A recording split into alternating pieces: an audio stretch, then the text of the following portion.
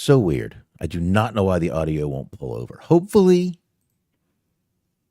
it will pull over once I buy this thing, which I did tonight. We'll have it next week. It should be better audio. It said it had better audio and better everything. So next week, full intro. None of them fucking watermarks. Anyway, folks, Thursday night, wrestling outlet. I am Boxman, and he is. I am, of course, the one and only the voice of the generation. I'm Smark. Well, how are you? It's Thursday, my man. One day closer to Friday. I always like that shit. Mm-hmm. Yeah, man. So that's a good thing. I got to turn you up a little bit. There we go. That should help. That always helps. Turn it up. You got to turn it up to 11. I'm going to turn you up a little more, actually. Ooh. Oh, yeah. Not going to turn you on. I'm going to turn you up. Well, I mean, we'll see how the night goes. The night's young. All right. Yeah, we'll see what two-letter words we can use later. Mm-hmm. On, up, in, out, of, to. It's just like a Schoolhouse Rock thing. We doing prepositions. Yeah, I don't know what the fuck I was doing. Let me put my fucking phone over here, goddammit. All right, anyway, yeah, it is Thursday. I think it was kind of a light news week, folks, but I don't know. We'll see what we got. We don't have that really a lot. We don't have that much to get into. There wasn't really a lot of news, but we do have a few things that we will get into. And of course, we had AEW Blood and Guts last night, which of course we will talk about. And that's probably going to be minimal. I mean, it was really pretty much an hour match. So I think it was total of what, 5 matches on the show, maybe? I would say 4, but Well, could be. 4? I'm not good at math. Blood and Guts was an entire hour, though. Yeah. Yeah, they pretty much slotted away a whole hour for that match, which, holy fuck, man. That was pretty crazy. I mean, So you had the Jungle Boy match, you had the Britt Baker squash match, you had the tag team match, and then Blood and Guts. I think that was it. oh, I can't wait to get into that tag team match. Mm. Oh, that's going to be fun. That's going to be fun. We'll get there, folks. We will get there.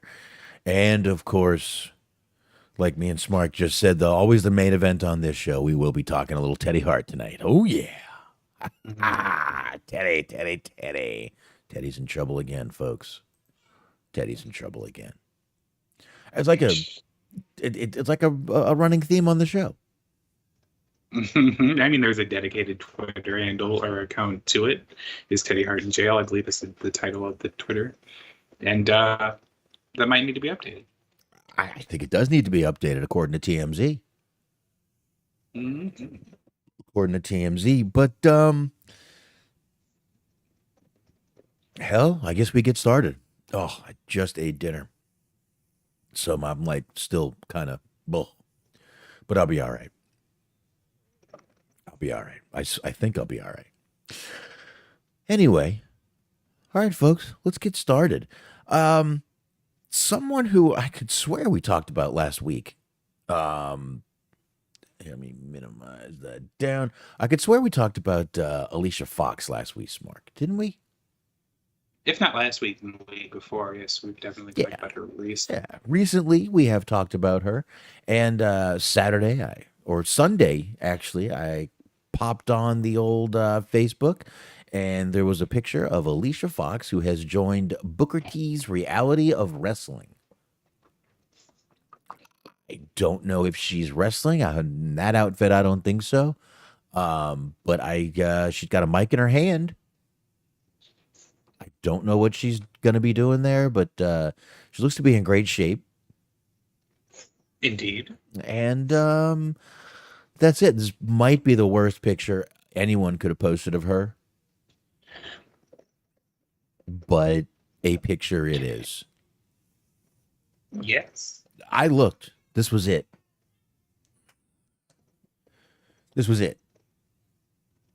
So, there you go. But yeah, formerly Alicia Fox, calling herself Vix Crow, VIX Crow. I don't know why you would call yourself after Vix. Weird. I mean, I don't know. I wouldn't mind having her rubbed on my chest. Well, I mean, I'm not saying you perv. Mm. It does sound like a very like 2000-ish type of name. Like that sounds like the name of somebody who's like in a backyard wrestling promotion when they're like 13 years old and they're like dressed like Jeff Hardy. Yeah, it does. It does. It seems like this would have been something Sting would might have changed his name to at one point. You know.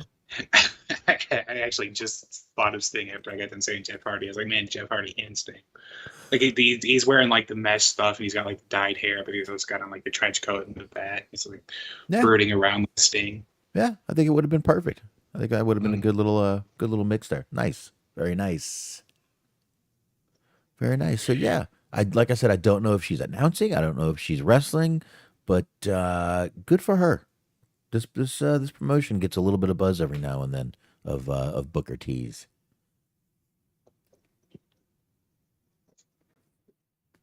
So needed a swiggy, folks. Needed a swiggy. So all right. It's Let's important to stay hydrated. got must stay hydrated. Me and Coors Light are hydrating. Came home, the wife bought me more. God, I love that woman. She did. She bought me more. Just gotta love her. All right, folks. Anyway, Megan Morant. She is a WWE kind of backstage announcer. Well, she not backstage announcer, backstage interviewer. I would probably call her more than a backstage announcer, but she did a pretty selfish thing, selfless thing. Not What did I say? Selfish? Something like that. What the fuck am I talking about? Selfless. She did an elvish thing. This is some sort of an orc or medieval creature. No, none of that. None of that at all. She donated a kidney to a friend of hers. It turns out she's actually been working with the National Kidney Registry in Boston to help her friend Margaret, who they are a match, and she donated the kidney, and it's pretty fucking cool thing right there that she just did, man. But like that, she's been doing this for a while, looking for someone, and her friend just happened to be looking, and she's been wanting to donate her kidney. I didn't know people actually wanted to do that, but there it is. She's kind of on my bucket list. Oh, is it? You gonna donate one? Yeah, if anybody needs my spleen, just send me a DM. There you go. Are you selling? You're not selling that. Well, I'm so confused. Legally, I am not. Okay. Did Silk Road open back up? Hell yeah, brother. I think you actually just like launched a good idea, I think. Because like you said, they were a match, like a dating site. But you have to be like similar blood types or have similar organs. So then that way, if something were to happen, you already got your partner lined up. There you go. There you go. And plus the family down the line, keep good Smark. Mm-hmm. That's good. That's good. But yeah, this happened in Boston. Now here's what's funny, and one of the reasons I'm talking about this. My parents were in Boston trying to get to the airport, and the tunnel was closed. So they were having a hard time getting there. Part of why it was closed because of this organ transplant. Huh. She put out a tweet a couple days afterwards that said, "Sorry about the traffic, Boston." And then hashtag donate life, hashtag kidney donor.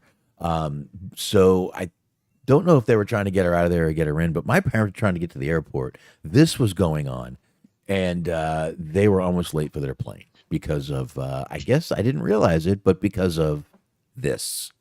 Because of this rude bitch giving away her kidneys. I know. And this Mother Teresa complex of her. Unbelievable. This woman doing this awesome, really, really, really good deed for her friend. But yeah. It's I don't think you can get any cooler than what she did right there. But yeah, like she actually put out something on Instagram. It said, "Honestly, I'm 48 hours removed from donating a kidney, and I don't feel like it." She wrote, Really feel great, and I want to thank you all for the prayers and for keeping me in your thoughts. So let's keep Margaret in our thoughts as well because she's next to get a kidney. Um, the kidney didn't go right from her over. I believe they need to do testing on those organs. So within, you know, very soon, her friend will get that kidney. Which is, but like, if you're her friend, imagine like you have to give her airport rides now, right? Hmm. Like at some point, she's going to come and collect. She's going to ask you to do something.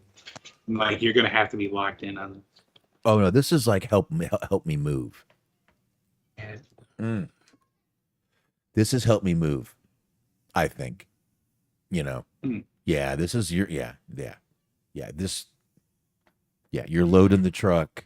You're helping. You're doing everything. This is a help me move situation. Possibly wash my car. Possibly wash the car. Yeah, definitely. But airport rides are probably in a minimum,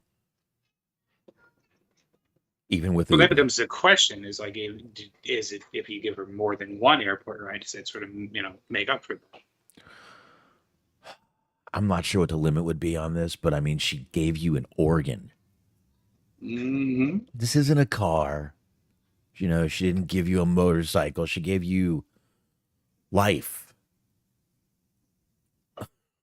I mean, By the by, if she wants another organ to supplement the organ that she lost, go ahead and send me a DM and let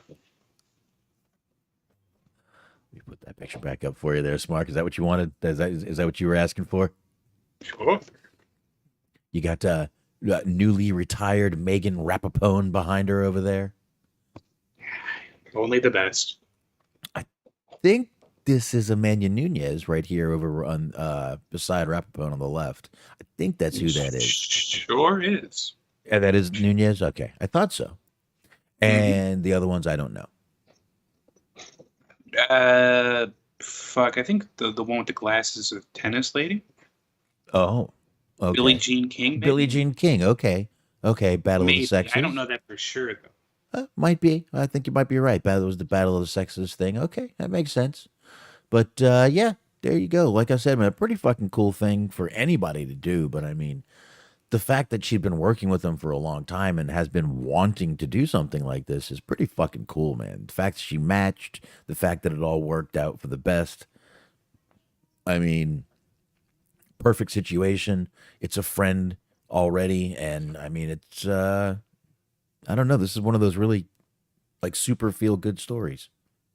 Mm-hmm. So we don't tell enough of these, to be honest with you. We're usually making fun of something or or unfortunately talking about deaths and stuff. This is great to be talking about life. I love it. Speaking of, Uh-oh. as we eventually transition, you said that we either make fun of people or we do death things. I'm gonna give you an opportunity to play some roulette here. It's your choice: sad death news or making fun of somebody. Making fun. All right. So, did you hear that at the end of this month there is we're all gonna have to gather around the old telly because on Peacock they're doing a documentary. Do you know who they're doing a documentary on? Tell me it's Teddy Hart. I wish it was. I wish season two of the Teddy Hart Chronicles were coming out. It's somebody who, in my opinion, is more foul and famous. Hulk Hogan. Cody Rhodes. Cody. That's somebody who thinks about as highly of himself as Teddy Hart does. Okay. Cody. What is it called? Oh, well, of course, it is called American Nightmare Becoming Cody Rhodes, a Peacock original. Of course, it's a Peacock original, like fucking Hulu and Netflix and Disney Plus were just beating each other up trying to get the rights to a 2 hour Cody Rhodes documentary about him Two presumably failing to win the main event at WrestleMania. 2 hour. Yep. Let's go ahead and read a little bit about this. A new documentary chronicling Cody Rhodes' return to WWE is coming to Peacock later this month. Peacock announced it today that the WWE American Nightmare Becoming Cody Rhodes will begin streaming on Monday, July 31st. The documentary is 2 hours long. Oh, It's narrated by Heels and Arrow star Stephen Amell. oh, There's a trailer that's out that I haven't seen, but I'm sure it's a good laugh for everybody. But yeah, it goes on to talk about how him and Amell are best friends, and he's feuding with Brock Lesnar, and all of the other stuff that's going on. The life of times with Cody Rhodes. oh, the mental masturbation that goes into this guy's daily life is just obnoxious. It's a 2 hours long documentary. And like he hasn't, okay, like mind you, he hasn't won anything yet. Like he is a 0-time world champion. I mean, I guess Ring of Honor, maybe. I don't remember if he was Ring of Honor champion or not, but 0-time AEW? world champion.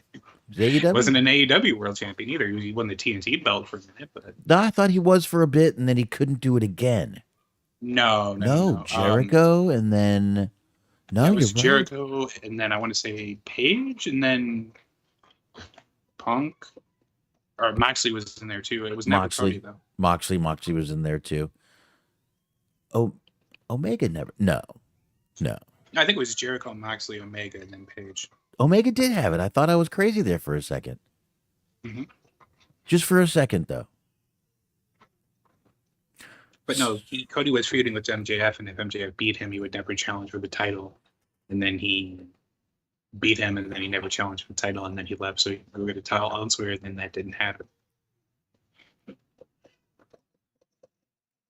I just found this on the desk. What the fuck is this? What's my wife doing when I'm not around?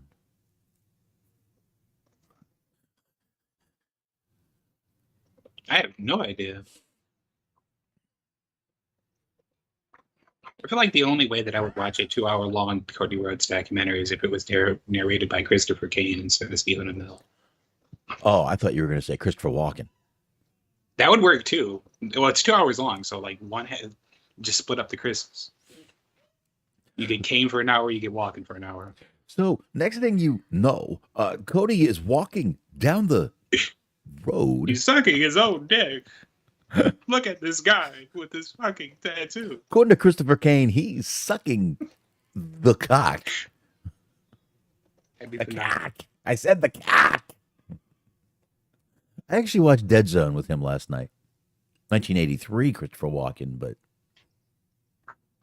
a good movie nonetheless. There's a movie. I'm surprised they haven't remade. I know they did a TV show about it, but I'm surprised they haven't remade that movie.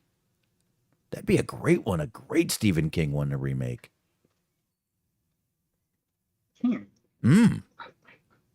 I think. I don't really watch a lot of the Stephen King movie adaptations. I've seen Cujo, and I saw Maximum Overdrive, and then I decided to never watch another Stephen King movie adaptation. What the fuck is the hate for that movie? Well, okay. I mean, like it made a lot more sense when I read that like basically everybody involved was just fucking coked out of their mind. And I will give it credit for being one of the few horror movies that is bold enough to just straight up kill a child. Like a kid gets murdered by a vending machine. That was the high point of the movie. Everything else was kind of shitty. I just don't see the hate for the. Yeah, you know what's funny? Every fucking co-host I've had on this show has hated that movie. There's probably a sign. All of us have come from very different backgrounds and have very different ideas of what constitutes a good movie. No, and we all hate Maximum Overdrive. No, you're all fucking young, naive, and don't know what a good movie is. You fucking whippersnappers. Perhaps, but I too would rather watch Fat Beach than Maximum Overdrive. I will watch Maximum Overdrive 100 times to Fat Beach 1. You said Fat Beach 1. I would like to believe that there was just like a Fat Beach trilogy. No, I mean to Fat Beach 1 time. Yes, I understand what you meant by that, but Fat Beach 1. painted the picture that there will perhaps someday in the future be a Fat Beach 2. No, there will not. No, that movie blows, and no, that movie was awful. There's a Awful. Good Burger 2. I never saw the first one. You had no reason to see the first one. It came out in like 1997, I want to say. Babe, are you? And by then, you are already a full grown ass adult. I was a 6-year-old child. What are you looking for? My flip flop. Oh, okay. I just saw you bent over. I didn't know if you were giving me hints or looking for something. No, no hints. No, just looking. She's looking for a flip flop. Have you seen it? No. I see Lene's flip flops, and that's it. I see a pair of Vans, and that's it. Sorry. So yeah, no, there won't be a Fat Beach 2. Shouldn't have been a Fat Beach 1. Jesus. Anyway. That's why I like how you didn't attempt to defend Maximum Overdrive in any way. You just sort of called the three of us out. 3. Well, yeah, it's pretty sad. 3. Do we know how Spencer feels about Maximum Overdrive? Oh, I don't remember. I don't remember. That's I forgot about that one. Mm-hmm. I forgot about Spencer. I would assume he'd probably be in our camp, but again, you didn't say what made this movie good. You just called us out for not liking it. Dude, machines come to life. What's not to like about this movie? Cars drive themselves. Trucks drive themselves. A truck with a big fucking crazy scary mask. What I mean, what's not to like about machines coming to life? The writing, the acting, directing. Oh, you're worried about the little soundtrack was fine. You are so worrying about the little stuff, the acting, the writing. That's the little shit, Smark. That's the small stuff. Stop nitpicking. Fast and Furious, horrible acting, horrible writing, great fucking action. And you're talking to somebody who's seen 2 of those. I've seen all. Like, I've seen 9 out of the 10. Like, oh, you watch Fast and Furious? No, I don't. That's not my genre. You're calling me out for the wrong things. No, I'm just saying.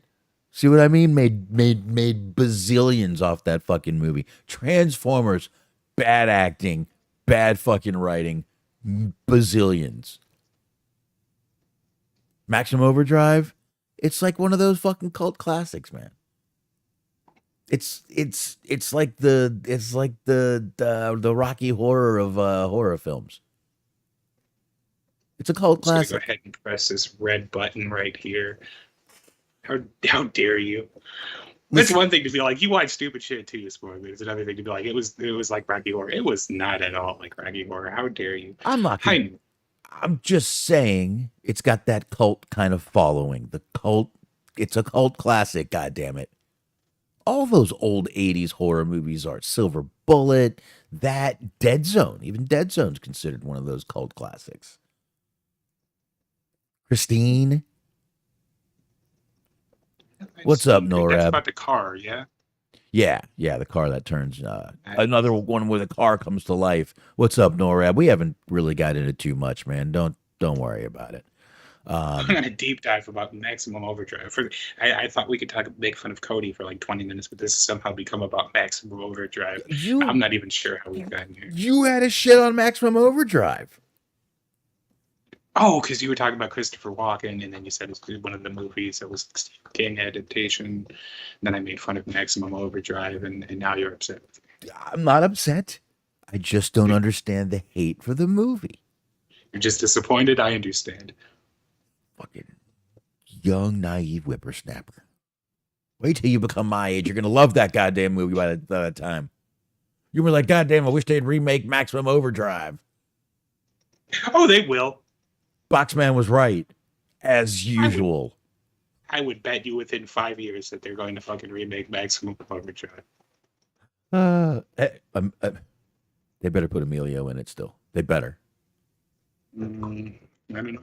He still looks about the fucking same. Him and fucking Charlie Sheen look the same still. I don't get it. Well, I mean, like we said about the whole cocaine. Well, Charlie Sheen's the vampire blood. Hmm. Norab wants to know if we support this strike. This is a fucking loaded question. The writers' strike? The some of the actors have joined the strike. Um, some of the actors have joined the strike. Let me say this: I have no problem with the writers striking. Honestly, I don't. They're a union; they can do what they want. The lower tier actors with them, I understand that too. But these 20 million a movie actors, go back to your fucking mansions, please.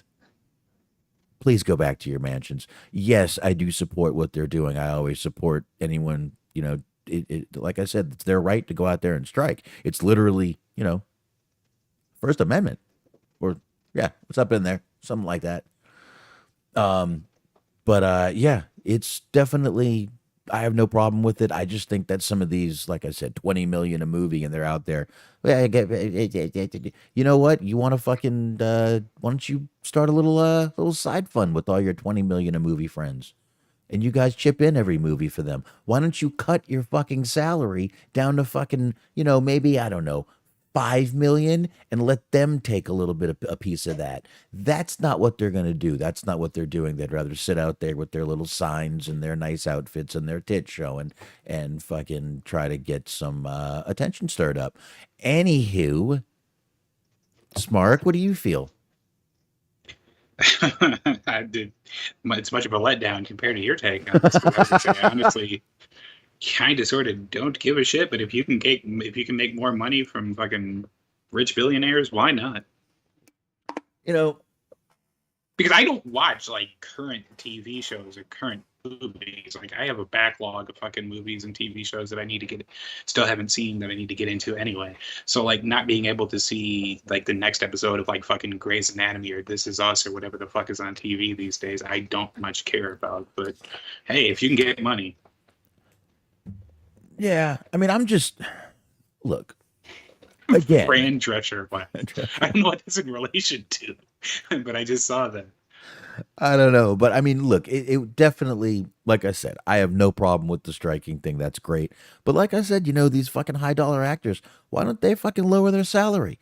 There's all kinds of stories about Keanu Reeves, like tanking his salary in order to get better actors in movies.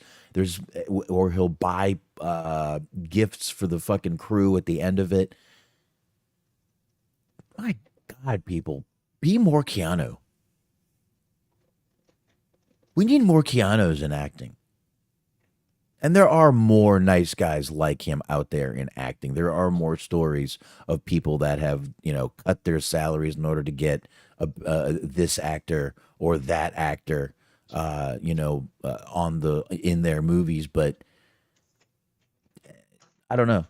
We need more Keanu's out there who's willing to cut their salary and do things and make the, little guys on the crew feel like they actually fucking mean something. I think he actually bought them all like one crew Rolexes or something, and one I don't know. He's done so many charitable things with the money he makes that's why he gets parts and everyone loves every movie he's in. You want to love everything he's in. He could do a movie about taking a shit in the bathroom and everyone would rave about it for fucking 6 weeks. Be very educational for some people because not all of us remember to flush. I'm just saying. That man could do it. If anyone could do it, Keanu's the man. That'd be an extremely cheap movie to make, I'd imagine. It'd be like Phone Booth. Mm-hmm. See, another movie. I love that movie. That movie did not. Even our downloads didn't do well for that movie when I reviewed that movie. I like that movie. It's like an hour and 20 minutes. It's a great, quick little story, and I like it. I don't know. I've admitted many times on this show, I don't watch movies for the same reasons a lot of people do. I know, like you said, you want to see good writing, good acting. If this is billed as a fucking action movie, I want to see action. Mhm. I don't give a fuck what you're talking about. I don't care. I just don't, man. I watch movies to veg out, sit there, and just fucking watch the movie.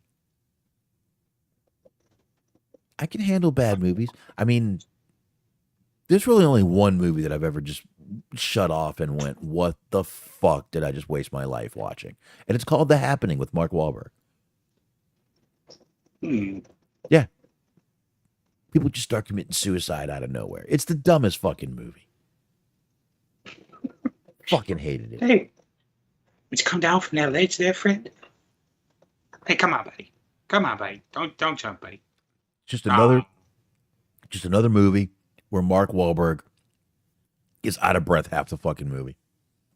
Every movie, the guy's out of breath. What? so he's the Darby Allin of acting. I guess. What? What do we do now? Oh, Jesus. Steven Seagal is the best. You know what, Norab? Finally, we agree on something. I love fucking Seagal movies. I really do. I really do. I have talked many, many, many Steven Seagal movies. I do like Steven Seagal. None of those movies have good. Some of them have good acting. William Forsythe he's got good actors with him usually in the movies, but most of the writing is fucking cheesy action movie martial art bullshit. So, but they're good to me. I mean, you got Above the Law, you got Out for Justice, you got Fire Down Below. You got some great fucking movies with Seagal in it, man. Hard to Kill, him and fucking Kelly LeBrock. I mean, I appreciate his courage. I just, for some reason now, you mentioned Steven Seagal, and I think of the movie he did with Stone Cold that me and Anthony reviewed. Maximum Countdown? Conviction. Maximum Conviction. What was that? Yeah, I was trying to remember the movie. I said Countdown. That's a whole different one. Yeah, that is a different one, but Maximum Conviction. And there's one part in the movie, you know, you got Steven Seagal, who's a little heavier in this movie. Yes, he is. He's shapely. Want to say that? Well, shapely maybe? Shapely. That's what I like about him. Is like if he's allowed to be like a kung fu master action hero, then like I should be allowed to be like the next Evan Stone. Dude, get out there and fucking start rolling some jujitsu, man. I can see you kicking some ass. But anyway, where was I? What were we what was I oh, so Seagal's sitting there and he's got all this fucking tack gear on, right? And he's having to go back to the prison. He's in this like explorer. And I don't know if I don't know if he just he's a tall guy, so I figured he'd have the seat all the way back, but in this scene, he's got gear on, right? Like all these flashlights and shit. But he's like this far from the steering wheel because he's also a fat fucking piece of shit. So he looks like he's packed in this fucking vehicle. He's trying to drive and his arms are barely fucking moving and he's trying to grab the radio and he's like Actually, it's kind of smart if you think about it, because like it's an action hero that you can aspire to be. you, Like, dude, I could fucking eat HGH sandwiches all day, every day for the next fucking 25 years, and I would never look like Arnold Schwarzenegger. I already look like fucking. I no longer look like Steven Seagal. I've improved. Like I was already there. you know, and I've said this before. It's funny when you watch Steven Seagal movies, if you go literally from like, you know, you go back to Above the Law, which I believe was his first movie. And as you go through the movies, you start watching, you know, you go to that, you go to Out for Justice. He's a little heavier, not a lot. He's still pretty skinny. I still don't know why he runs with his arms flaring all over the place like he's like he's gonna cry in the car. You gotta cry. You mean like this? He like his arms just flare sideways when he runs like this, just like Yeah, swinging.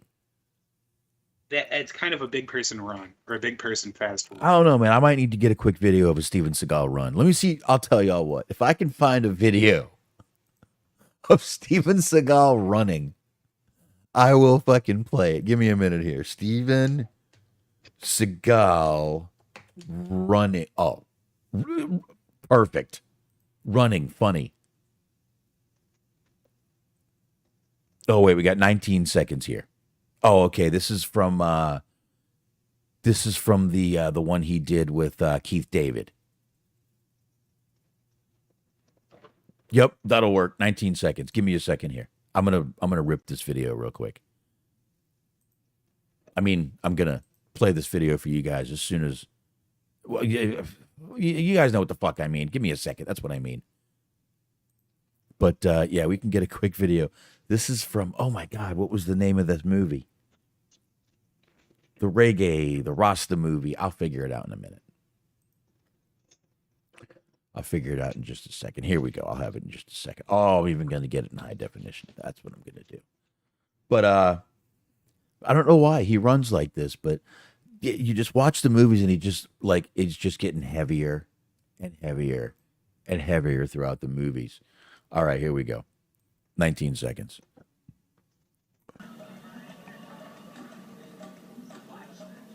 Hold on. We're not going to have any sound. We're just going to see him running. There he is. Look at his arms. Look at his arms just flapping all over the place. Yeah, that's what it is. Okay, And he's it's not a even chubby fat. person run. He's not even fat here.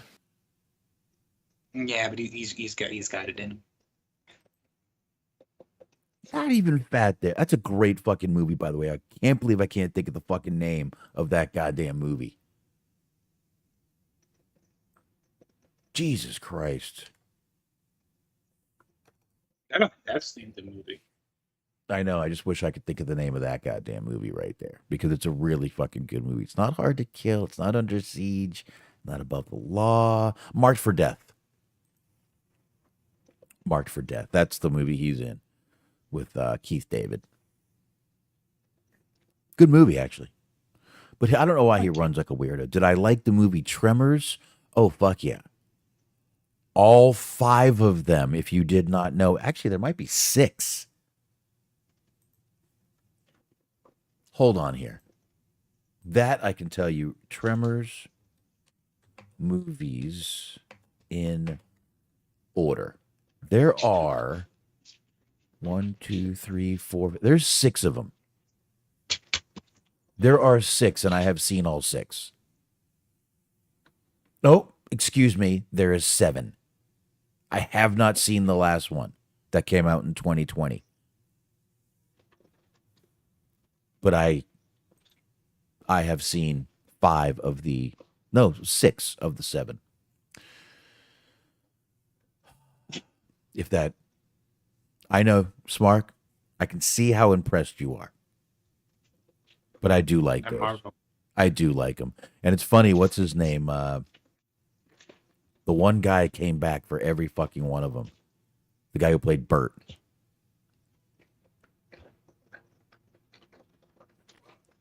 Kevin Bacon only. No, it wasn't Gary Busey. Kevin Bacon only did the first one. But, all right, hold on. Now you got me fucking thinking here. This will take 2 seconds here. Kevin Bacon, Fred Ward, Michael Gross. Michael Gross, who came back for all of them. I don't know if he's in the last one. He was retired. Nope, unbelievable. He's in the fucking last one, too. He's did all fucking 7 of these movies. That's a fucking trooper right there, sir. A fucking trooper. But anyway. I like the one where they go into space. Fast and Furious? No, it might have been Fast and Furious. People go into space all the time. Oh, now they do. I wouldn't go underwater if I was you, but space, that's probably better. Anyway. The Final Frontier, I understand. Yeah, I understand too. I do. I do. All right. You know what? Let's get into let's I'm get sitting here watching you, I'm listening to you talk about tremors for like 10 minutes, and I'm watching my dog roll around on her back on the floor, and I'm just wondering what it is that I'm doing with my life. Tremors. Tremors, indeed. Tremors, sir. All right. So here's something we have not talked about. Uh, NORAD. I haven't even seen the Sharknado series, so Tremors is obviously better to me. I've actually seen Sharknado. I'll go Sharknado. No, Tremors is awesome. Tremors is awesome. All right. Anyway, here's something we have not talked about, folks. Uh, Lacey Evans versus Sergeant Slaughter, sort of. Um, we haven't really talked. Dream match. Yeah, the dream match. We haven't really talked about this very much, but Sergeant Slaughter is not very happy with Lacey Evans for the new character, a relatively new character WWE has her portraying, which is pretty much the badass military girl that they should have had her doing from day one. From fucking day one, they should have had her doing this. That's neither here nor there. But he's got a little criticism of the character. He's got criticism of the use of the Cobra Clutch, Smark without asking permission, because you need permission to use every move in fucking wrestling. That's right. There's all kinds of paperwork. I mean, Oh yeah, that's why we hadn't seen Jake Roberts in a while. Every time somebody needs to fucking do a DDT, they have to send fax and he has to get back to them. that's what. This is why we need management. Mm-hmm. We've talked about this before. We need management back there. We need someone with a desk to go back there, file paperwork for everybody. Management is what we need. But anyway, he's got a few things wrong with her. Mainly the camel clutch is one of his main problems. And one other thing. You can see by this picture here, you got Lacey Evans here looking delicious. I don't know what else to say. Delicious. But cleavage showing, and that is kind of one of the things he takes offense to. Her attire. He claimed that it makes her come across as more of a sex symbol than a veteran, he said. He says, and I quote, she's coming out with the campaign cover on, and she's got a big cobra on the front of it. She's got her outfit on, and she's showing a lot of cleavage. To me, that's selling sex. That's not selling that you're a tough SOB from the Marine Corps. She should have a t-shirt on and have the combat boots on and have those fatigues on if you want to emulate Sergeant Slaughter, and that you're from the Marine Corps and you're a drill instructor. Act like one, be one. I just want to point something out before I read the last sentence. By the way, I'm going to point something out here. Smark, you okay? That's got a regulation uniform, maggot. I was never sexy. If you're going to rip off my gimmick, stop making me a cock tease. And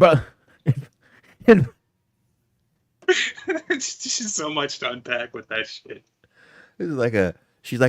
I mean, she's not like a sexy AI of Sergeant Slaughter. That's not what we have here. You don't even have the mustache. At least purchase a fake Groucho Marx mustache. Oh my Lord. Awful. But before I finish this last sentence, Sergeant Slaughter, never in the military. Never, ever in the military. I also like how he just thinks that you cannot. There's no crossover between you can't be dressed sexy and also be a badass. No, because I am pretty sure that Rhea Ripley could straight up legitimately kick my ass, and I'm pretty sure that I would enjoy that quite a bit. I would probably pay her to do so. Check the door. See how smart I checked the fucking door and make sure it was closed and my wife wasn't in the room. I would be happy with that. She could kick the shit out of me for all I care. But I mean, look. Matter of fact, I don't even need to fucking finish the last sentence. Basically, it's just as many other girls out there that can be the sex symbol. Lacey shouldn't be it. That's basically what he's saying at the end there. And they should have allowed him to get involved more. So, I mean, I should have let me wear a tube top. I want to go to bustier. Damn it. I don't know why I'm making it Vince McMahon, but there's really only so much you can do with close enough. with voices. It's like close that. enough. It's close enough. I swear to God. But I mean, and like you were just saying, Smart, she can look unbelievable and still be a badass. She can. And I don't even think she was a drill instructor when she was over there. I don't think that was what her job was. I don't think she was a drill instructor, but my lord, I might need to start watching again just for this outfit. Well, watch what you can, because apparently Sergeant Slider's going to make her put on something more modest. I'll tell you right now, they're not going to make her go out there in a fucking t-shirt and cover her up. She is this. I like the look. I'd let her I'd let her fucking kick my ass and throw me around. Mm-hmm. Good Lord, come call me maggot. Mm-hmm. Okay. My God, smack my ass when you do it, please. What? What? I didn't say that, did I? But anyway, I think this whole thing is pretty stupid, to be honest with you. I don't know if Slaughter's trying to work himself into factor himself into the mix here, and that's why he's doing this. I don't know if he believes any of this. I definitely believe he doesn't like her coming out the way she's dressed. That, for some reason, out of everything coming out of his mouth, that one I believe the most. I believe that, yeah. Yeah, that's the one I believe the most right there. So, but I don't know. I think this is just a little weird. And like I said, we haven't really talked about it. It's kind of been boiling for a few weeks. We're a little late on it, but I had that picture. So I figured I would get a chance to show it. But yeah, this is just sort of and I mean, I kind of think it's a little hypocritical of Slaughter out there doing this when he was never really in the military. She has so much more, I don't know, clout, street legitimacy than you, and you're shitting on her? Dude, I'll tell you what, Sergeant Slaughter, I believe she outranks you. Act like it. Mm-hmm. You fucking non-military serving son of a bitch. But they have to scrub the latrines, boy. Yeah. Yeah. Yeah. I'd like to see her fucking go tell you to fucking clean the toilet with your fucking mouth. Take that whistle and fucking shove it up your booty hole. Mm-hmm. I apologize for the language. Yeah, it was a little bit coarse, but yeah. I know. I understand. You're passionate about this. I know. I got a little passionate there. Well, Smart, let's just, since we're talking about passion. Ooh, boy, do I got a story for you, Smart. Oh, I got a good one here. We don't talk enough about Ric Flair. We really don't. I love the guy. I do. I know he's kind of a scumbag. I know he is a scumbag. But I fucking love the guy. I really do.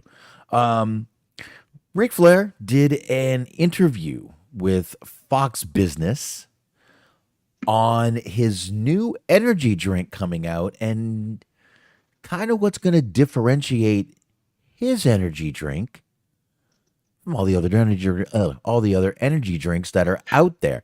Dude, I swear to God, today I couldn't fucking spell, and I looked at Arya, who's the guy that sits right beside me, and I said, dude, I'm telling you right now, I'm not going to be able to fucking speak tonight because I can't spell today. And lo and behold, I can't fucking speak tonight.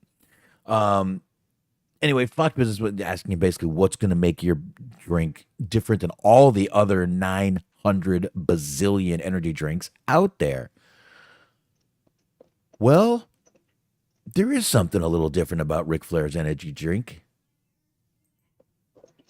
It is actually made from functional mushrooms.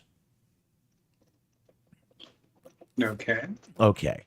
Now, this isn't the mushrooms you're thinking of. You're not going to take these and fucking see fucking buildings melting and shit.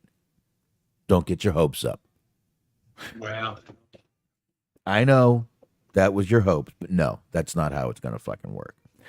No, Norab, it's not going to have 17 times the caffeine. I was kind of thinking it might have like also functioned as like a dick pill.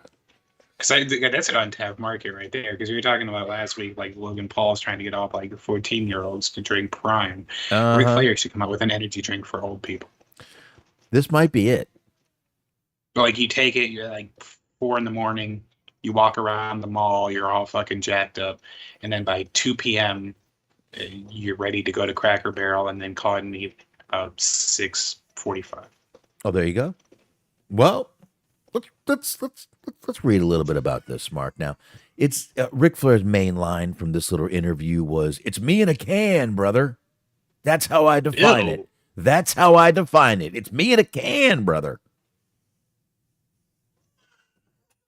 Oh yeah, I think Well, my no, daughter's coming in here crying because no one can stop her from doing it. because who wouldn't want to swallow Ric Flair other than numerous flight attendants? Hold on. What's wrong, Lene? Come here. That's you in the picture. That's you. That's Santa. Why are you crying with Santa? That was last year. Do you miss Santa? It won't be long now, Lene. You'll see Santa again. I don't know what my wife just said to her. Wow. Okay. I think I should just tell her now. I'm joking. Kayfabe, brother. I'm Kayfabe. kidding, everyone. Kayfabe. Everyone, all of our listeners, this fucking psycho. No, I wouldn't do that. I Like, wouldn't. when you keep crying, and I'm literally going to give you something to cry about. No, I've never said that to my kids ever, not once. Anyway, um, with all the other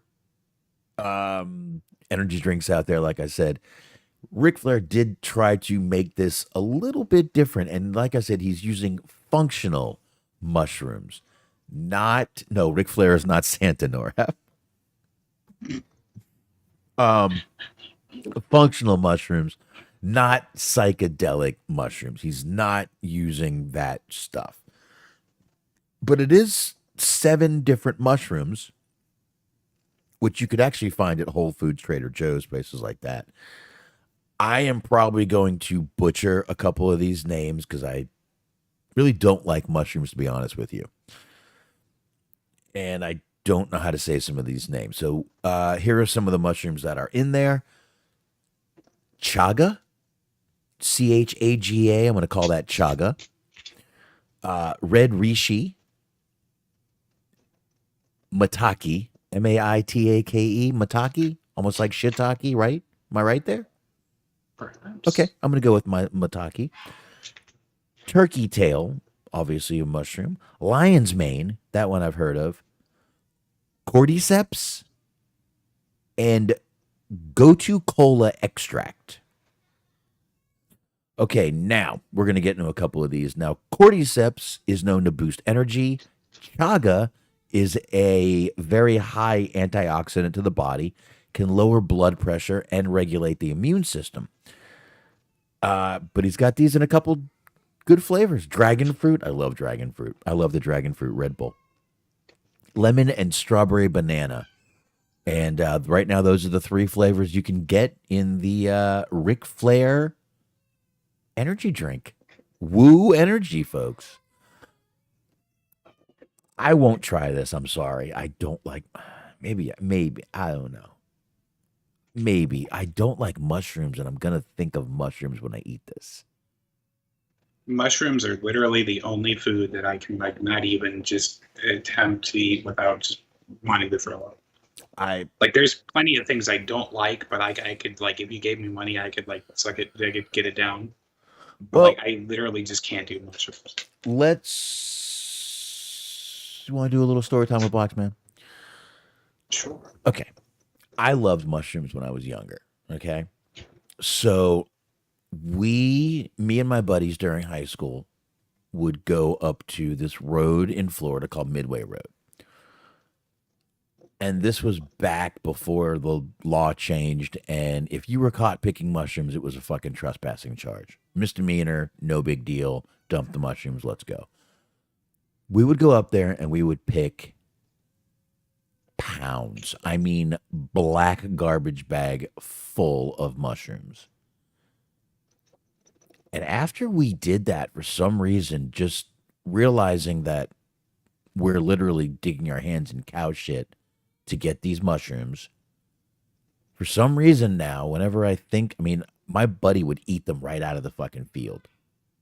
Oh, And for some reason now, whenever I eat mushrooms, or whenever I ate a mushroom after that, all I think of is that field and cow shit. So I just can't even eat. I'm like you. I can't eat them without fucking just starting to gag. it's texture for me.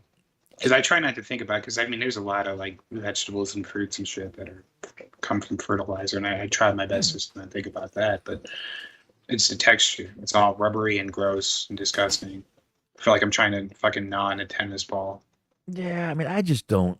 I don't know. Like I said, I loved them when I was younger. I had stuffed mushrooms, fucking all kinds of shit, but I just don't like them anymore. But maybe, I mean, this is gonna be. I mean, I don't feel that you're gonna taste mushrooms in this drink. So if I find it, maybe I will grab a can. Maybe I'll try it on air. No. I try all manners of energy drinks and just different drinks in general. It's like almost a hobby of mine. Try out different sodas and energy drink. I'm not trying this fucking mushroom flavored energy drink. And I know it's not technically mushroom flavored, but the fact that I know that there's mushrooms in there is enough to make me never want to try that. Yeah, I got some. My wife bought some organic Rice Krispie treats, and I brought a couple to work, and I'm looking at it, and I open it, and the word mushroom just caught my eye, and I'm like, "What the fuck is in this?" I turn it over, and it's all this soy and this and that, and then one of the ingredients is shiitake mushrooms. I had two of them. I picked them up. I threw them right in the fucking trash. I can't do I mean, it. regular ass Rice Krispie treats really aren't that bad for you. No, it was Like, I just. mean, there's much better things for you, granted, that are like less sugar and all that kind of shit. But Mhm. calorie wise, it's not that bad. She's my wife is always on a diet. Always on a diet. So she buys all this organic shit and it just happened to have mushroom in it. She likes them. She said you can't even taste the mushroom. I'm like, that's not the point. That's not the point. You just don't get it. I said, yeah, if you've never picked mushrooms, like I did, so you don't get it. But dude, we would go up there and get pounds, and then we would sit in the back of my friend's house. We would throw a party. We'd sit in the backyard, and we would just fucking break them up into fucking eighths and sell them all night. Eighths, quarters, whatever you wanted. Yeah, what do you want? All right, go ahead. We had a blast, dude. A fucking blast doing that shit. We would go to school so fucking ripped. Good times, man. Good fucking times. Indeed.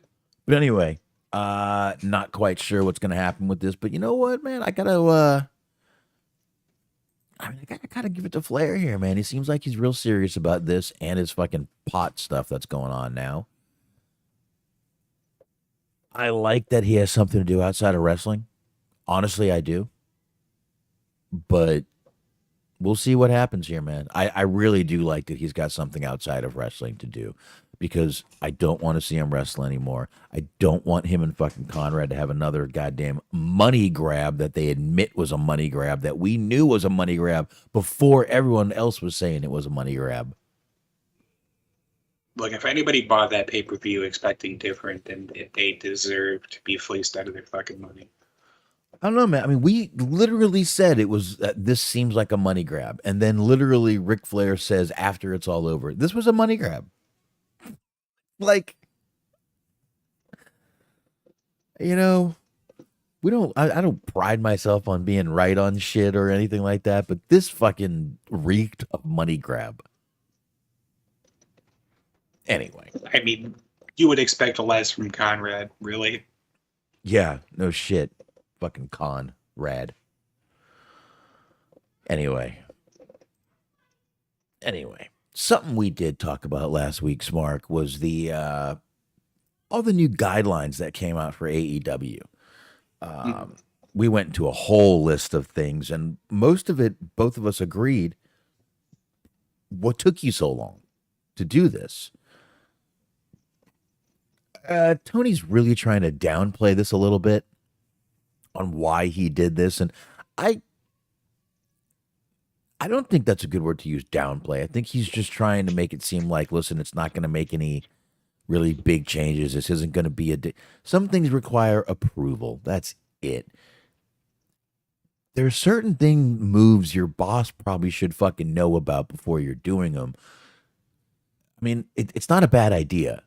That's all I'm saying. I think a lot of these things were pretty fucking just obvious that should be happening anyway. Um, but Tony was a part of the Dan Lebitard show. Actually, No, go please. watched this interview last night. Really? Yeah, and then not knowing that we were going to be talking about it. Actually, that's like one of the few sports shows that I actually listened to.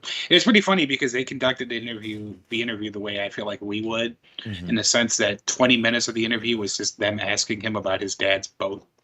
Yeah. Because his dad is building a new yacht, and they're like, "Well, what's wrong with the old yacht?" Mm. It's like, "Why don't you like the old yacht? What's wrong with it?" And like Tony Khan has no idea, like what the fuck, like he cannot answer any of these yacht questions because the yacht restructure is not his decision. And they're apparently selling the yacht, and they're trying to like get it out of him how much the yacht cost, and like who the hell would buy a yacht from you? And like he's just trying his best to get through the interview. And it's kind of a fun listen and watch. It's on YouTube. He's not selling the boat. His father. And my It God. was his father's yacht, but apparently he just like they just put it out on sale, and they were like, "Well, what's wrong with the yacht?" And they were showing pictures of the yacht. There's like a submarine built in the fucking yacht. Oh Jesus! It's a huge. I mean, it's a yacht, but it's fucking huge. If they mention this sounds very Grand Theft Auto 5. But anyway, uh, but okay. So after that, um, I guess this must have been the last few minutes of the interview. And that's cool. I'm glad you watched this, man. So you can here, I'll give you a little bit of what I got, and then you can elaborate if you can.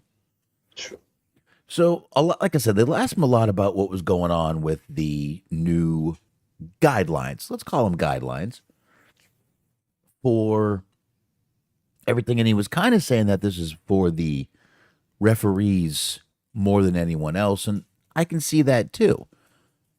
I definitely the referees should know a little of what you're doing so they know if these guys are fucking, you know, doing the right things or not.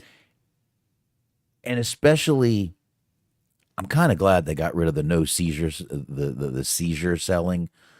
Brian is big for that, and he's fooled us, and I bet he's fooled a ref or two. I'll bet there's stories we don't know. I can't wait for Brian to tell those one day.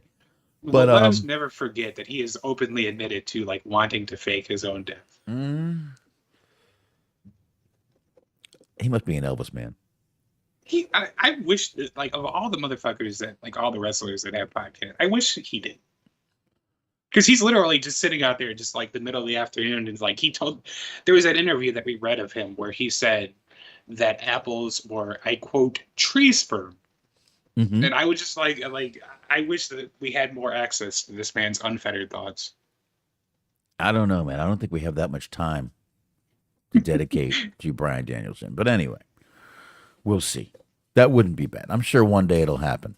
But anyway, like I said, he was asked a little bit about all these little things that he has here, and What his answer was is yes, I want to have a great pro wrestling company, a hard hitting pro wrestling company. Those aren't really crazy changes, and we agreed with that. It's nothing that's going to change the show. It's really more guidelines for the referees as much as anything else. It's good stuff for the wrestlers to know, he said. I agree. And he also, the question I asked you last week, Mark, is do you think one of the reasons that he's doing this is the fact that he keeps losing matches to injuries? Yeah, they asked him roughly how many of like the dream matches that he was trying to put together, Right. like how many of them had to be either just postponed or just flat out thrown out because of injury, and he said estimating 20%. Exactly. Exactly. Which, if you think about 20%, dude, that's actually a lot if you think about a company that's been around for 4 years and how many real serious dream matches you would really think about. And I mean, that's why, but that is why some of these matches end up on Dynamite, like Omega and versus Del Vikingo. Mm-hmm. That I probably said his name wrong. Not really. Iho Del Vikingo. Yeah, there you go. Thank you. Just sort of shortened it a little bit. No, I do that sometimes. You look, you cannot. Nobody can compete with fucking Kevin Kelly just murdering poor Andrade's name. Well, Andre. Andre the Eagle. Andre the Eagle. There you go. Now the only part when I read this interview that I kind of got a chuckle out of is where he says Collision has been going very well and the return of CM Punk has been very successful to us.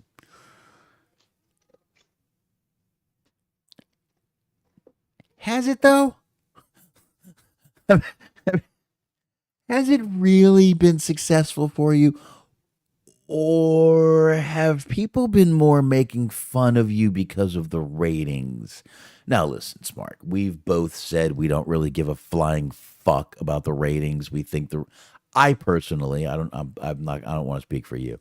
I personally think this rating system with the Nielsen ratings is outdated, needs to be updated. But we haven't really shared on the show, and I thought people were giving it a little bit of a kind of preemptive shitting on, but it if you're going by ratings, which unfortunately a lot of people do, it doesn't show that CM Punk has been very successful for you. Does it? Would you say it was? I mean, just throw something out here. It's so weird though, because like wrestling is sort of that in between like sports and entertainment. Not to fucking, overuse a term. But with like, I mean, the way people watch TV shows now is entirely different with all the streaming services. People get to shit when they get to shit.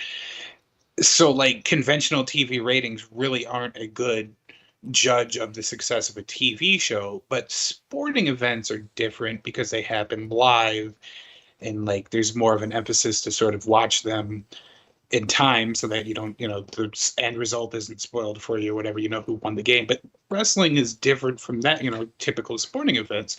So it's really hard to gauge the success of like wrestling because you're using sort of a metric from a bygone era. Mm-hmm. So it's like, and that's the same with WWE too. Is like it's hard to like what is it that you define as a success? Are you looking for the television ratings numbers? Are you looking for the social media engagement? Are you looking ticket sales, pay-per-view buy? Like there's a whole bigger picture than just the ratings number. Mm-hmm. Mm-hmm. Absolutely. 100%, dude. I totally agree with that. And you're right. There is. We got DVR now. We got people watching on the literally, like I've said before, I watch AEW on the app. And if you want to watch Collision, and you got to get the TNT app, not the TBS app, the TNT app.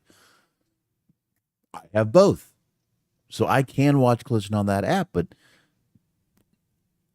I have no cable. I'm not a Nielsen guy. So Right. when they put those ratings out, everyone just thinks it's the whole world that's somehow tied into those ratings. Look, no one's watching this show. That's not exactly what that means. That means Nielsen box holders don't like the show. Oh well, I don't know. I just there's so many things that go into it, and you're right. There's like you got all these streaming services now. You've got so many ways to watch a show, and let's face it, dude. How many people just fucking download the show off a torrent? Well, that's the thing is like it's different. It's not apples to oranges, but like when Lucha Underground was around, Mm. I am absolutely positive that more people were watching Lucha Underground on a weekly basis than like Impact. But not that many people had El Rey Network, so like most Right. people were watching it on some sort of a website or like pirated basically. So it's like there was way more engagement, go back to that term for Lucha Underground than it was for Impact. People weren't Mm. talking about it in ways where it's like you could tell that they weren't watching the show. Like people were talking, they watched the fucking show. Not everybody, but like I'm just saying more people watched Lucha Underground than Impact. You know, you say that, but I got to tell you, when they finally put that show on Netflix, it didn't last long, which means it didn't do well. That was weird, yes. Because it was on Netflix and it was on Tubi, and now I don't think it's on anything. But I mean, I'm I just, don't know. and again, it just shows that you know, I don't know, man. It's just such a weird situation where, like you said, you can watch so many places now, but I really feel a lot of people now. Listen, I'll be honest, folks. I've downloaded Dynamite before. I don't have cable. There's been nights where I have literally, and it's been obviously recent because we just started doing the show on Thursdays. I've downloaded the show. I can download it less than an hour after it's fucking over. That doesn't go towards fucking ratings. I am a fucking damn near 50-year-old man and I know how to do that. How many fucking younger people are out there fucking just downloading the show? Right. People who aren't me because I'm a man of God. Look, I'm not fucking trying to lie to you guys here. I never have. I can't keep up with lies, so I ain't lying. But I mean, it's just this is what I mean. I have. I I watched last night live because I wanted to see the blood and guts match. So I did watch that, but and like I said, I watch on the app.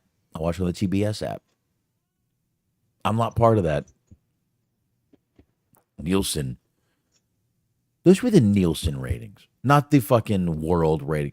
I don't understand why everyone thinks that is like the national rating system that every person in the world is counting on that, and only 500,000 people in the world watched that show. We got to stop that shit.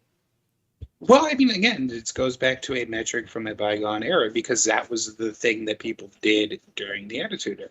Yeah. But times have changed. The way that people consume media has changed, and the barometer for what is successful and what is not, it's in different avenues. You're right. It is. And I mean, we've got averages just don't. It, well, you're 100% right. It is from a bygone era and it needs to be updated. I'm not saying we can't count those and those shouldn't mean something to networks. Those shouldn't mean something to investors and things like that. But to us fans, if you like it, you like it. I just don't see to where ratings should mean a fucking thing to us.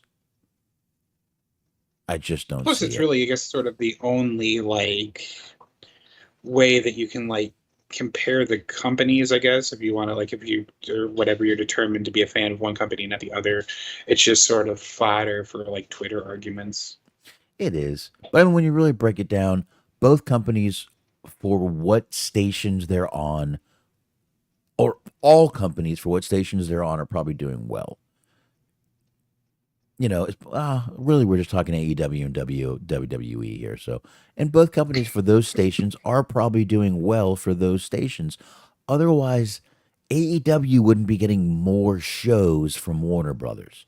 WWE wouldn't be getting, and they do get good ratings. They get the same ratings, but they get the good ratings. It's fine. A couple million Right. people here. But it's just, you know, I just think a lot of fucking wrestling fans when it comes to the ratings, and I have no clue what I'm talking about when it comes to the ratings. There's so much more involved than just this is the number. That's it. Over, done with. Right. So, But there's numbers, there's demographics, there's all kind like you said, there's all kinds of different shit. so anyway, let's get to the main event of tonight's Mark, the meat of the situation. Mm-hmm. I think Teddy. preemptively, before we get Oh, too deep into this, it made me realize that there's like a different dynamic, that you are a better person than I. Because usually when I'm like scouring the news trying to find things to report, it's like, oh, Leo Rush did something? I can't wait till Box sees this. This will be fun. I saw And that. it's like stuff that purposely is meant to inflame and agitate. But then you saw that Teddy Hart was in the news, and you 2 days ahead of when the show is sent it to me because you knew that it would fill me with glee. I knew. And I knew, and you know what? I got to thank Stephen Milan, who actually sent this article, put it on the Wrestling Umbrella group. And that is how I found out about this. And he knows that this show loves and appreciates every story Teddy Hart is involved with. So, Teddy Hart, once again, folks, like Smark said at the beginning of the show, is Teddy Hart in jail? He was. He was. I love this picture. This is like the most Teddy Hart picture of Teddy Hart. It really is. It's like the most. Describe Teddy Hart in a picture. Here you go. Him and the cat are making the same expression. He doesn't have a shirt on. He has a chain. You can't see it, but you know for sure he has the fucking pajamas pants on. Oh, or Zubaz. Yeah. Mm-hmm. Mm-hmm. Mm-hmm. So TMZ though did report a few days ago that the former MLW middleweight champion was arrested Friday, June 14th, after being pulled over by cops for running a red light in Florida. Which, by the way, how you get pulled over for running a red light in Florida baffles me, because when a light turns red in Florida, the last three cars go. Mm-hmm. That's just the way it is, because old people still see green. Anyway, they pulled him over, and of course, they smelt marijuana in his car. That's right, the old Mary Jane, folks. They smelt marijuana in his car. It was a 2022 Mustang. He's got a nice car. The officers then asked to search the vehicle, which, even if he did not grant them permission, they had probable cause with the smell of marijuana. So no matter what, his car was getting searched. They found multiple bags of pills and powder that later tested positive for MDMA. That's ecstasy for you not drug people knowing out there. And the other bag was, of course, confirmed to be anabolic steroids. He was booked on two felony charges of possession of MDMA and possession of a controlled substance without a prescription. Fortunately for Hart, he was released on Saturday and was still able to make the booking he had on Sunday. God bless whatever wrestling company is still booking Teddy Hart in 2023. You know, oh my God, just imagine I don't even somewhere know. at some fucking American Legion somewhere in like the janitor's closet, I guess, there's Teddy Hart and Sergeant Slaughter just fucking chucking, being a couple of mentions. I just, when is this guy gonna fucking grow up? Look, I'm not talking about that kind of grow up, but like, Well, he's trying to grow up. That's what the HGH is for. well, it's not what I mean. Mm. I mean, listen, I'm I'm still pretty immature, I think, and stuff. But at some point, you got to be like, dude, when I get fucked up, I'm just gonna do it at home. I'm gonna keep my fucking drugs at home. I'm gonna keep.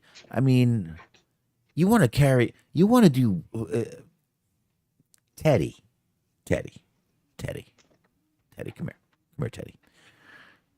They have these things called vapes that the cops can't smell. Okay, you should try them. Okay, you can actually buy them in stores. Fucking There lies the idiot. problem. Teddy Hart is probably not allowed in most stores. Dude, you could, I mean, I don't know. I go to the fucking head shop up the road right from my job and I buy these little fucking Delta vape pens because I need something at work. And they fucking work wonders. Wonders, got it. $15. They're fucking beautiful. I love it. Teddy, it's 2023. Act like it, motherfucker. You don't need to fucking smoke a joint or a blunt in the fucking car anymore. You don't need to do that anymore. Stop. You Well, know, much like the other members of his family, he likes to honor tradition. I get it, but dude, we've got other ways now, my man. I suppose. I don't know. I don't know. But anyway, let's Teddy Hart's out. He made his booking. All is well in the world, Smark. I'm not gonna lie, I'm kind of impressed that he like still managed to make his booking. I think that is a sign that he's growing up. Oh, that's the sign. I mean, kind of, sort of. That's the sign he's growing up. Okay. So, I mean, Mm-hmm. consider the family is what I'm going to say about All that. right. All right. Because, like, all right, is like owning like 27 cats and like having an entire suitcase full of like MDMA and HGH. Is that weirder than like wanting to fuck your sister? No. Maybe a little. No. No. No. Exactly. But that's the thing. That's what's so amazing about that family that people don't talk about it enough. It's like he might not be the black sheep of that family if you really think about it. Does he still run the hookers? Probably. Probably. That's a Canada thing, I think. But you know. Someday we really do have to talk about it. It's already like damn near a fucking year old to this point, but I really would like to talk about that documentary at some point. Yeah, I'll get around to watching it one day. It's beautiful. It is a beautiful, beautiful thing. Well, let's go ahead and get into the last little part of this fucking show. Smark, what do you say, sir? Bring her on home. Let's do it. Let's do it, which is AEW Blood and Guts. Now, folks, I have noticed looking at the analytics for the show when we start talking about Dynamite lately, everyone starts shutting the show off. So my notes are minimal for this show. My notes are minimal for this show. Very, very minimal. And honestly, like we were talking about, it was kind of a one match show anyway. And I mean, let's be honest, Mark. Moxley bleeding, is that really something to be fucking talking about for 20 minutes? No. Just starting to wonder if like maybe that's a sign. If you're saying that the analytics are down when we actually start talking about what this show is theoretically about and for, it's like, all right, we were here for the 40-minute Keanu Reeves movie talk. Well, But you motherfuckers start talking about that fucking wrestling shit. well, and I've noticed it's more the later, like since we've moved to Thursdays, because people have already watched the show by then, which is fine. It's fine. I don't mind. But I've noticed a few things. One of them is that once we start reviewing, it's over. So our reviews, I'm going to make sure I take way less notes, stop going match for match and literally every backstage segment, and we'll trim it down a little bit. I get it. I hear you, folks. I hear you. Yeah, I mean, if you want me to be even less insightful, I could do that for you. We can. I'll tell you the truth. I'd be down with getting more news and saying fuck AEW altogether if y'all want us to. If y'all want us to do that, tell us in the comment section of the video. I will Yeah. Like, don't just absolutely write "this sucks." Like, we know. We've just seen it already. yeah, just put fuck AEW. Yes. I will gladly. I would love to actually get more news, focus on that, and talk more bullshit, and just no, I don't even care. We can talk AEW or not. I'll watch either way. So it's it's up to you guys. We'll see what we'll see if we get any comments on that. But anyway, AEW started off with the Jack Perry. I'm going to call him Jack Perry from now on because Smark, if you didn't notice, he looked like he was dragging Jungle Boy into a grave and Mhm. Jack Perry was being born. That's right. That's kind of how it came off to me. I don't know if that's how you saw it, but I thought that was pretty. I What made me laugh was they did make a note to put it over on commentary that he now wears black boots. And I was uh like, all right, like I appreciate you're trying to like sum up little details, but that means fucking jack shit to anyone. you know what, man? I'm really willing to give this a chance. I like the guy, and I think I he's. mean, I like the little vignette where, like you said, he buried Jungle Boy, and that they did Mhm. the little. They started to play Tarzan Boy, and then they shifted, and like and now it's the new era, and so I'm not doing the Jungle Boy bullshit anymore. Like, all right, that's cool, but like just the idea that there's like, oh, it's a big, it's symbolic that he's wearing black boots. It's like no one gives a fuck. You got to wear black gear if you're a bad guy, because bad guys wear black, as I Pantera once said. suppose. Mhm. Mhm. That's right. Cowboys from hell, sir. That's it. That's right. We're taking over this fucking town. But anyway, I like what they're doing here. Like I said, it looks like they have buried Jungle Boy and Jack Perry has been born. Commentators did not call him Jungle Boy after that segment last night. They did call him Jack Perry. Him and Hook had a match for the FTW title though. Smart, what were you gonna say? Everybody but Taz, and that's what made me laugh. 'Cause like everybody else was calling him Jack Perry. He's like, I don't know if he wants to be called Jack Perry or Jungle Boy or whatever, but he's about to get his ass whooped. That just made me laugh. Well, his son was in the match. He was keeping a character going on, sir. Yeah, I mean, yes, it thematically made sense, but it made me laugh because that would probably also be something that Taz would do, even if he wasn't feuding with his son. True.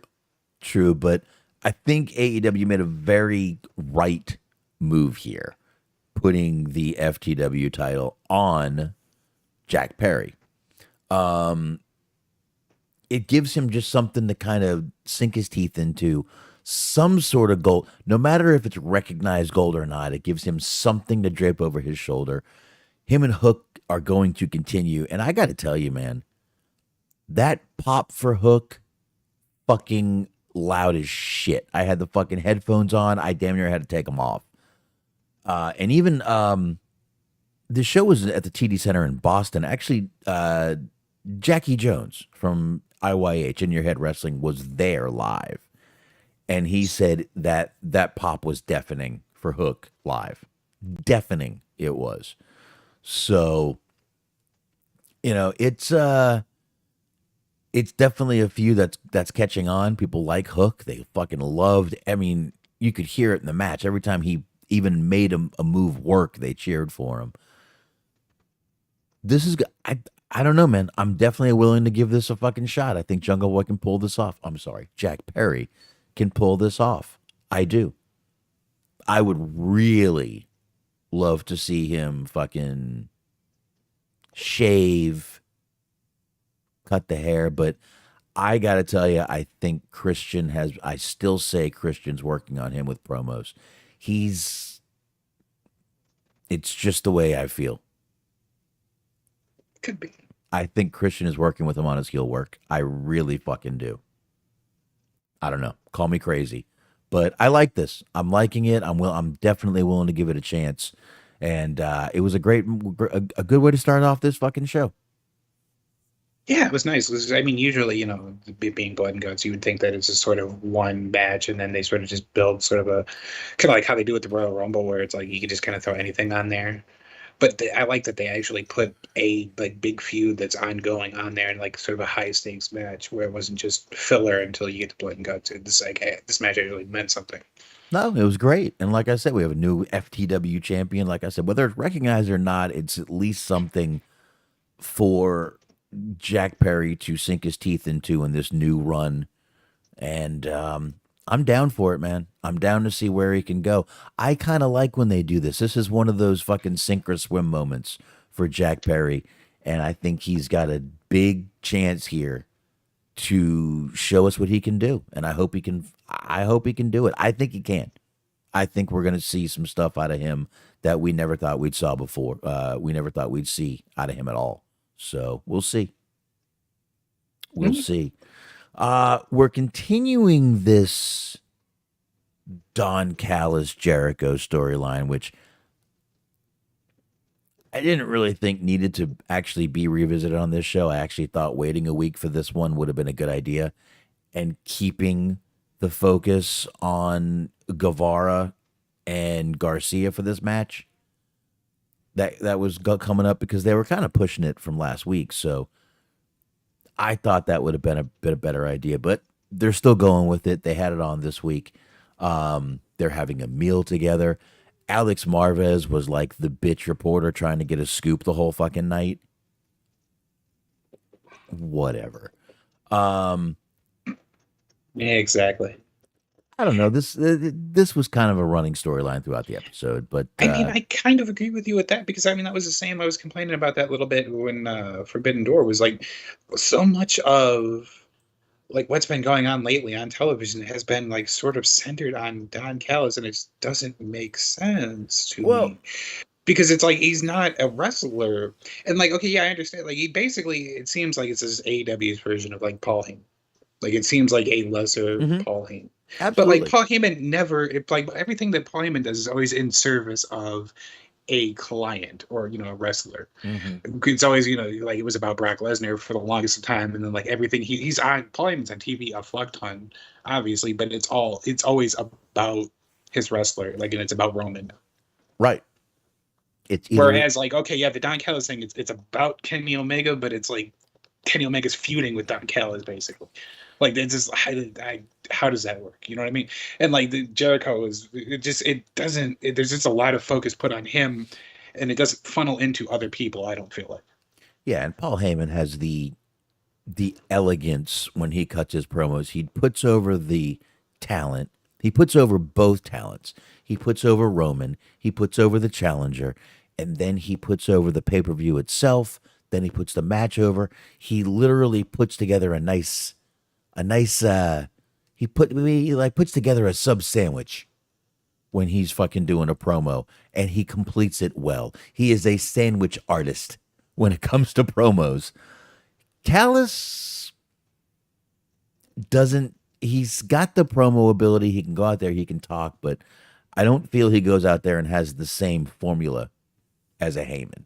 He's more about putting down the opponent than anything. But I don't know. This is a weird little situation, and I got to tell you, the more they have it on the show, the less I give a fuck. Yeah, I'm saying. It's almost overdoing, which is why I think they should have really told Jericho to take a week off this week. There was no reason for this Jericho storyline to be on this show. I mean, those particular segments, like you could even still done it, and you could have just had him the way it happened with him being in commentary for the Sammy Guevara, Daniel Garcia, the tag match, the finals of the tag tournament. I thought that was unnecessary too. They just It wanted to, was, but I yeah, mean, you could. It's a bit of an easier like transition, I think, than yeah, dedicating television time for it this week. Because you could just still have the match and then have Jericho commentate. You're not really taking away from anything. But I wouldn't argue that it was also unnecessary. You're right there. yeah. They just wanted to show a little more dissension between the Jericho Appreciation Society after those guys walked up and walked away from Jericho after they lost the match. That's really all that fucking was. And again, it didn't need to be done this week. I just I didn't agree. think it. It just. I'm glad you agree. I'm glad you agree. Um, so we had Cole and MJF. They're outside of a restaurant we see, and Cole's trying to get MJF to face his fear and try spicy food. So they are at the world famous, especially in Boston, Kowloon's Chinese restaurant. We've heard John Cena mention this place in a couple of promos before when they're in Boston. Kowloon's. No, you don't remember those? Not really, honestly. All right, I I'm do. sure that he has, but it doesn't hit me the same way as like if CM Punk's talking about some shit in Chicago. Like I was like, oh, I know Yeah. that place. You're right. You're right. You're right.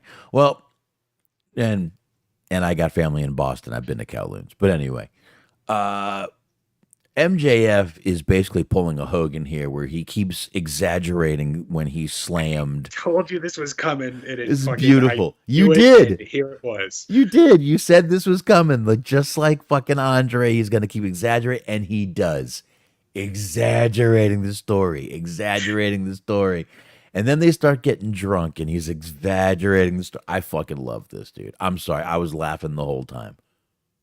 It was great. Laughing the whole fucking time. Um, so then what happens is we get the Britt Baker match. We get Britt Baker versus Kayla Sparks, which turned out to be a pretty quick match. Not really worth talking about. The only thing we're talking about is we haven't really seen Britt in the ring in a while. So now she's back in the ring. Indeed. So that's really the only thing I've got on that. But after that, we had another little segment with Cole and MJF, and I got to tell you, Smark, you can call me evil. I don't give a fuck. But seeing Roderick Strong being this little third wheel bitch with a fucking neck brace on just puts a little. It just puts a smile on my face, and it warms my heart a little bit, which makes me think maybe I'm a little evil. Well, okay, but if you're not even like, yeah, we like having fun with this, the idea that like Roderick Strong is getting coached, like he has a neck brace, and he's like Yeah. just watching in disbelief that his friends moved on from him. But like, even if you are trying to not make fun of Roderick Strong, what is his character? That is his character. Like Yeah. you're not even trying to pick it apart. He's literally just like the jaded, jilted best friend who like has lost his friend to a different guy. Like he's it's pretty silly and it's pretty funny. And like you said, like he's only been with the company for like a couple of months and he's like getting bitched out. This little bitch could have stayed with WWE and NXT and fucking probably done the same shit. Mm-hmm. But no, he's got to be with his fucking buddies. We got to do the fucking thing. We got. Look, I know eventually it's all gonna fucking turn around, and we're gonna fucking get the undisputed era return. I know it's gonna happen. You know it's gonna happen. I guarantee Maybe. they're all getting back. They're all gonna be back there eventually. They're Fish, bringing back. I was gonna ask if you thought they were gonna bring back Robert Fish. they're bringing back Fish. They're gonna bring back fucking O'Reilly's hurt, so when he comes back, and you know what, it'll be a great fucking moment. But right now, seeing Roderick Strong looking like a little fucking I need a friend bitch just warms my heart. And again, I think that might make me evil. I'm okay with that. I'm okay with that. I really am. So after that, Smark, we got the This tag. gonna be like one of those things Hmm? where like I cannot remember the name of this lady, but she was the member of the Iconics that didn't get fired first. They kept her around for a minute, and she like went around and she was trying to be friends with all the other female wrestlers, and they just wanted nothing to do with her. Yeah, Is that what they're gonna have Roderick Strong doing now? I Because guess so. I would like those vignettes where like Roderick Strong tries to befriend various members of like the AEW roster. Like he's like fucking he like goes and buys like a chain wallet and starts trying to like buddy up with House of Black. He has like this little fucking face paint, but it's done all shitty, and they like make fun of him. Like this would be a great gimmick of just Roderick Strong just being like this fucking complete loser. Well, it matches his character. And yes, that There was we go, Billy Billy Kay. Kay. Yes, Norab. I was going to let him know that too. Billy Kay. Absolutely. So, yeah, that There you go. Like I said, he could have just fucking stayed in NXT and been treated like this. Hmm. Listen, it's like I tell these fucking people at my job every time they fucking give me shit. I go, I can take this fucking abuse a lot closer to my house. Fuck you. That's it. A lot closer to my fucking house. I don't come here to be fucking bitched at by you guys. But anyway, neither here nor there. Um, we get this tag match. Daniel Garcia and Sammy Guevara versus Cole and MJF. This is one of those blind eliminator things. This match was going fine, and then suddenly, Smark, we get a dance off.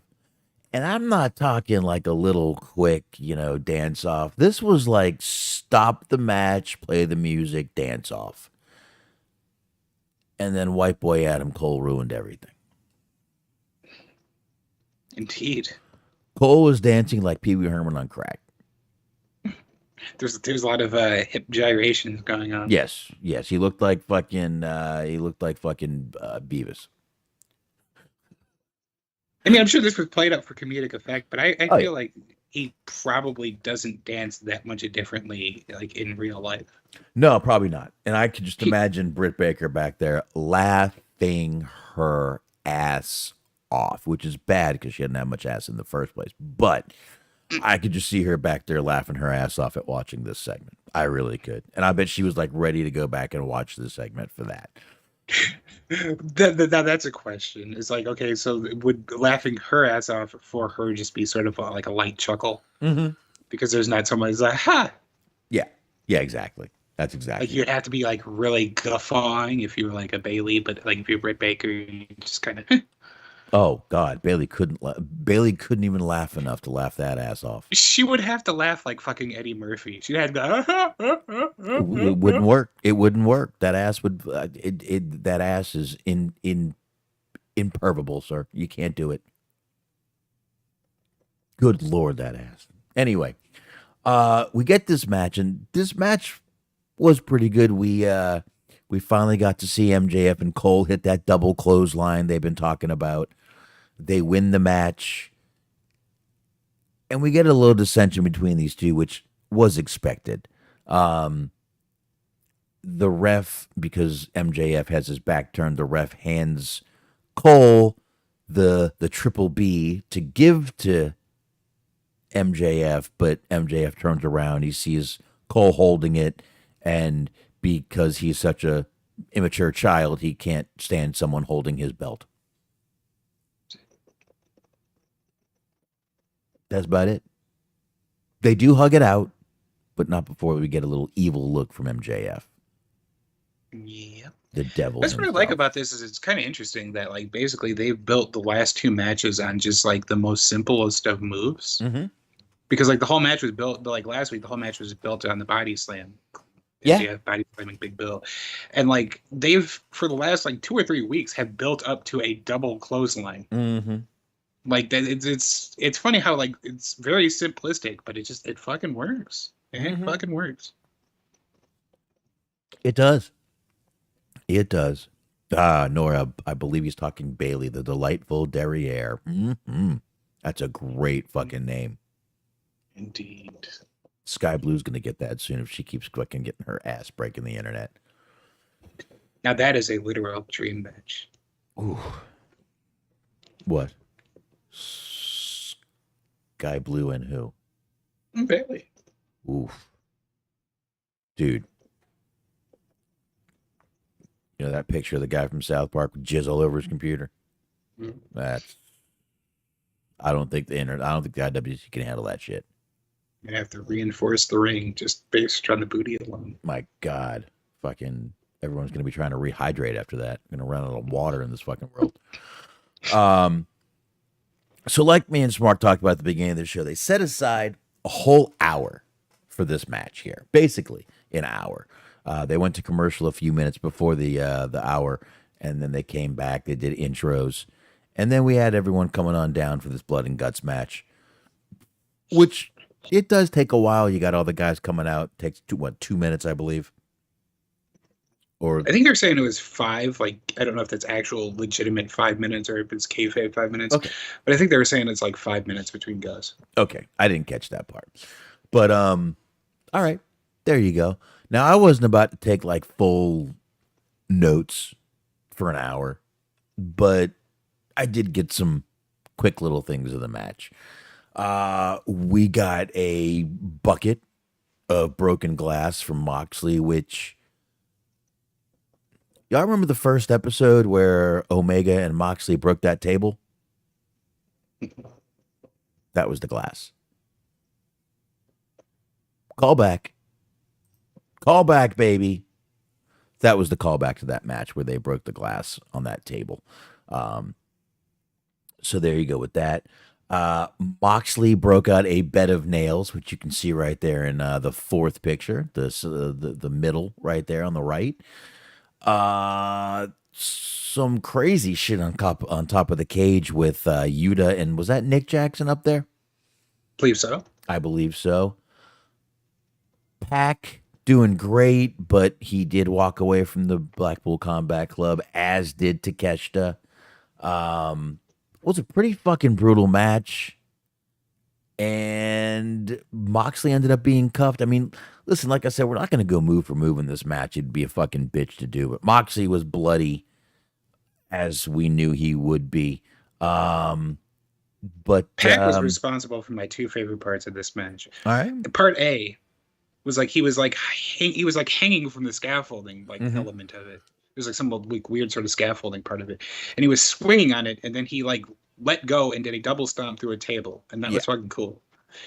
And then like that was the honest, legitimate, genuine thing about that I enjoyed. Part two, on a more sinister note, he's getting into it with Claudio. Mm-hmm. Like they're shouting at each other. They're having a real hard time. They're not on the same page anymore. They're bumping each other's chests. But the height discrepancy is so much that Pac is having to like jump up. Like he's basically hitting with a fucking crossbody every time he was trying to bump him in the chest, which is just like Claudio's a big motherfucking guy, but like this is funny to see him like just jump into a chest bump. Yeah. Pac's like his face is hitting his stomach. Yeah, good stuff, man. But yeah, I mean, look, I thought the match was pretty good. We know who won. The Golden Elite ended up taking the fucking win in that match, which I got no problem with that at all. And I guess after the show went off the air, Blackpool Combat Club, they all kind of showed a little sign of respect and, kind of give a little fist bump at the end of the match. But the match itself, I thought was pretty goddamn good, man. I really did. I thought this was a fucking good match. The bed of nails I thought was a little weird when he pulled it out,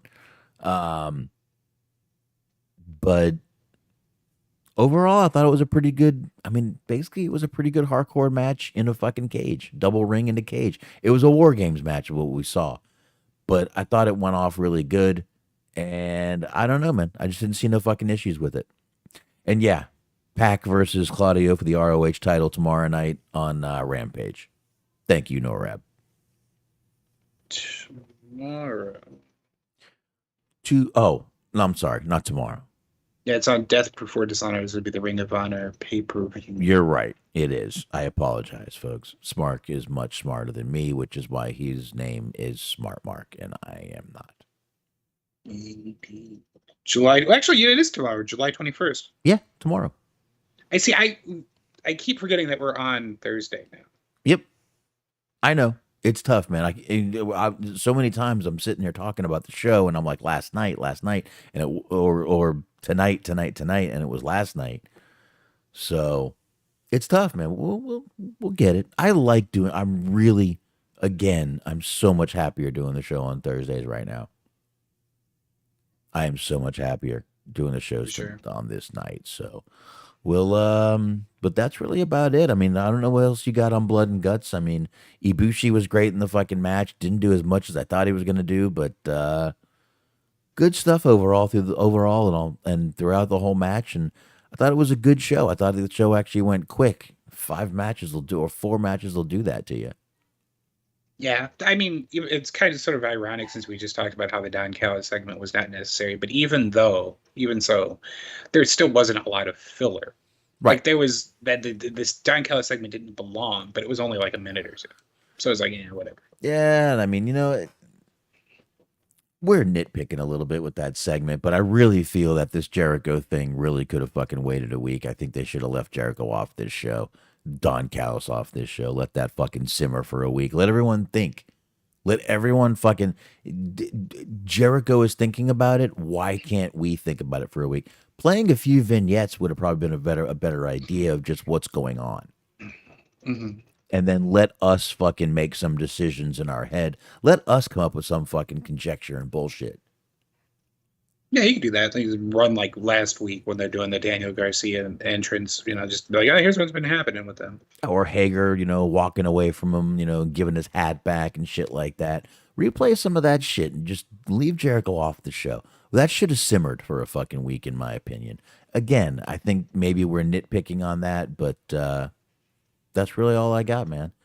I'm Jesus Christ. I'm done.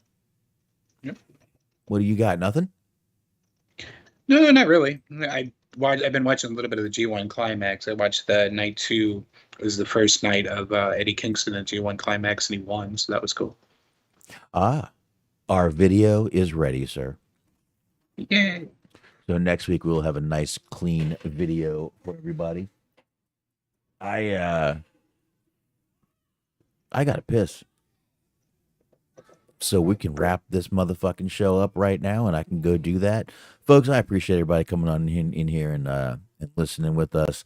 Um, really, really do, really appreciate that. So and glad y'all like the movie talk.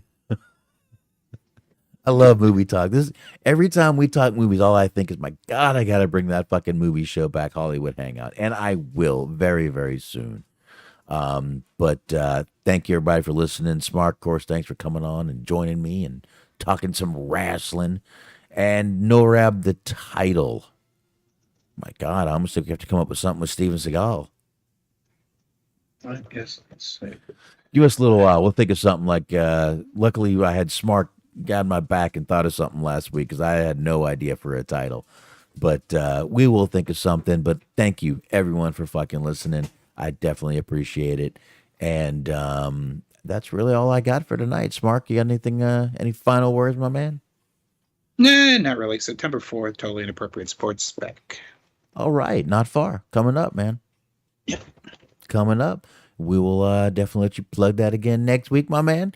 And of course, folks, thank you. And see Yes. you later.